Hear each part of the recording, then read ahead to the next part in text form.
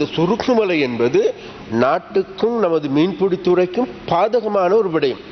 அதே நேரத்தில் ஒன்றை நாங்கள் சொல்லுகின்றோம், இந்த சுருக்குமலையில் ஈடுபட்டு கொண்டிருக்கின்ற அல்லது சட்டவிரோதமான மீன்பிடி முறையில் ஈடுபட்டு கொண்டிருக்கின்ற, அதே போன்று இன்றைக்கு சட்டவிரோதமாக இன்றைக்கும் கூட எங்களுக்கு தெரியும், நாங்கள் இந்திய தோழர்களை பற்றி பேசுகின்றோம், எங்களுடைய நாட்டில் இருக்கின்றவர்களும் தோழர் பயன்படுத்துகின்ற ஒரு போக்கு இருக்கின்றது. அதனால் அதையும் நாங்கள் இது கவனத்தில் கொண்டு இவைகள் அனைத்துக்குமான தீர்வினை நாங்கள் முன்மொழிந்திருக்கின்றோம். வடக்குக்கு ஒரு சட்டம், கிழக்குக்கு ஒரு சட்டம், தெற்குக்கு ஒரு சட்டம் இருக்கின்றது. அப்ப இவ்வகையான சட்டவிரோதமான செயல்பாடுகள் முன்னெடுக்கப்படுகின்றன.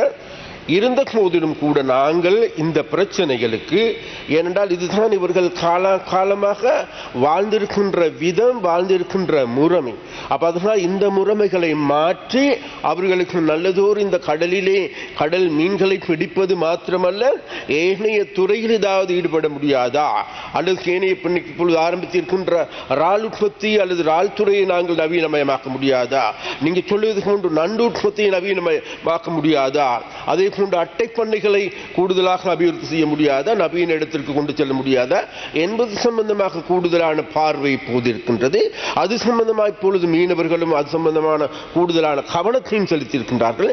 இந்த கவனத்தை செலுத்தியதன் காரணமாக அந்த அடிப்படையில் இருந்து கொண்டு உண்மையிலேயே எதிர்காலத்தில் எங்களுடைய அந்நிய செலவாணி ஏற்றுக் கொள்கின்ற வேலையும் சரி, எங்களுடைய மீனவர்களுடைய பாதுகாப்பு எடுத்துக்கொண்டாலும் சரி, அதே நேரத்தில் எங்களுடைய நுகர்வோர்களுடைய பாதுகாப்பினை கருத்தில் கொண்டு ஒரு நவீன துறையை நோக்கி நாங்கள் செல்ல வேண்டும். அந்த வகையில் இந்த மஹரூப் அவர்கள் கொண்டு வரப்பட்ட இந்த யோசனையை விசேஷமாக நான் கூடுதலான கவனத்தில் எடுத்திருக்கின்றேன். அதே போன்று அவர் சொல்லுவது போன்று இந்த சுருக்குவலை சம்பந்தமாக, அதே போன்று சுழியோடல் சம்பந்தமாக, வெளிச்சம் பாய்ச்சல் சம்பந்தமாக கூடுதலான கவனத்தில் நாங்கள் செலுத்துகின்றோம் என்று அவருக்கு உறுதியளிக்கின்றேன். நன்றி, வணக்கம்.